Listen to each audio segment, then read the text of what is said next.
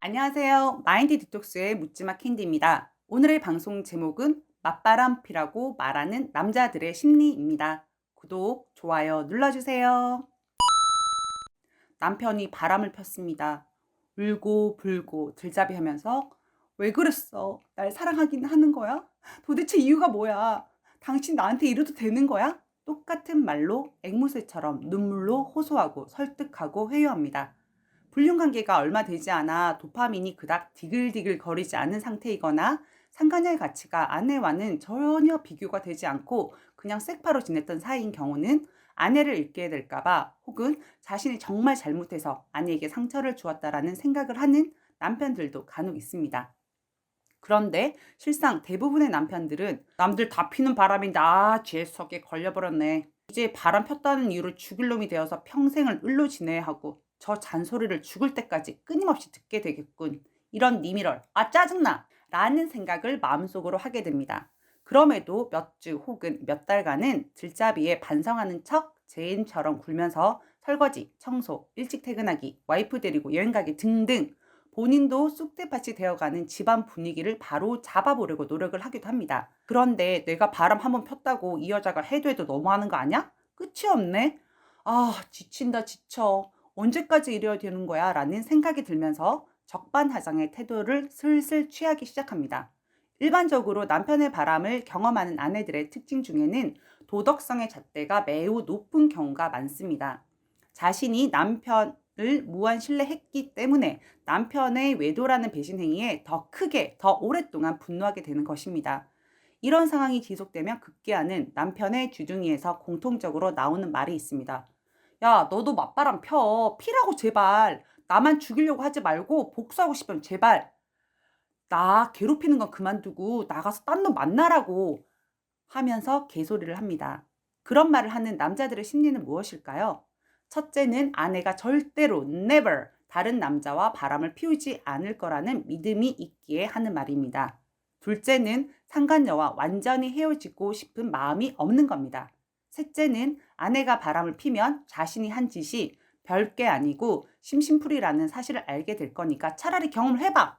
이런 마음도 있습니다. 넷째는 아내가 바람을 피면 자신의 바람이 면죄부를 얻을 수 있다라는 기대에서 시작됩니다. 그런데 대부분 거의 80에서 90% 이상은 첫 번째 이유입니다. 아내가 절대로 다른 남자와 바람을 피우지 않을 거라는 믿음이 있기 때문입니다. 열받아서 이렇게 내가 말을 해도 아내는 안 필 거야 바람을 라고 믿는 거죠. 두 번째, 세 번째, 네 번째 이유로 아내에게 바람을 피우라고 하는 경우는 극소수로 거의 또라이 수준의 인면수심의 쓰레기급 남편들이라고 생각하셔도 좋습니다. 사실 함께 살아오면서 아내에 대해 너무나 잘 간파하고 있는 남편의 생각이 맞습니다. 어디 가서 남자를 눈앞에 데려다 놓고 옷을 벗겨놓고 실컷 바람 피라고 해도 못하는 아내들이 대부분입니다. 하지만 남편의 입에서 너도 바람 펴!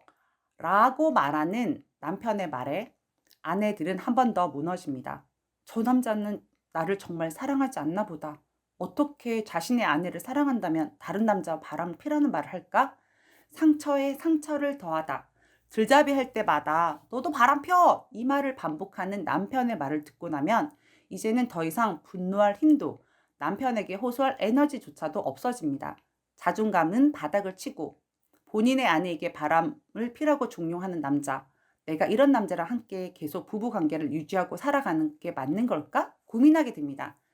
결론은 미쳐서 하는 말이니까 신경 쓰지 마세요. 남편에 의해서 내 가치가 변하는 게 아닙니다. 저런 말을 하는 남편이 정말 쓰레기에 가치 없는 인간이라고만 정의하시면 됩니다. 그럼 정말로 이 말을 진실로 듣고 아내가 바람을 핀다면 그 말을 짓거렸던 남편들은 어떤 마음일까요? 사실 몇 번 말씀드렸지만 남편의 바람을 경험하고 나면 복수하고 싶은 마음이 커지고 정말로 다른 남자와의 외도를 꿈꾸기도 합니다. 그것을 실행하고 실행하지 못하느냐의 차이죠. 제대로 된 도덕적 잣대를 가지고 행동하는 아내들이라면 대부분은 다른 남자를 만나서 맞바람을 절대 피우지 못합니다. 그러니까 더 억울한 거죠. 그런데 바람을 피려고 핀 게 아니라 남편이 날 여자로 생각하는 것 같지도 않고 다른 여자와 바람이 났다라는 사실에 아내들은 엄청난 결핍감과 외로움을 느끼게 됩니다. 이 시기에 원래 자신에게 내재되어 있던 바람기가 있었지만 그동안 발현되지 않았던 아내분들 중에서 극소수는 남자를 만나게 될 상황에 노출되거나 누군가가 지속적으로 대시를 해오게 되면 이성의 끈을 놓을 수도 있습니다. 게다가 둘이 대화도 잘 되고 자신의 스타일이면 진짜 지독한 불륜의 길에 들어설 수도 있습니다. 남편이 바람났을 때 아내분들 마음 단둘이 정말 잘하셔야 합니다. 에라이 모르겠다. 내가 호소하고 설득해도 듣지 않고 상간녀와의 관계를 끝내지 못하면 아내 또한 그런 유혹에 쉽게 넘어가서 상간녀의 길을 걷게 될 수도 있습니다. 차라리 총각을 만나세요.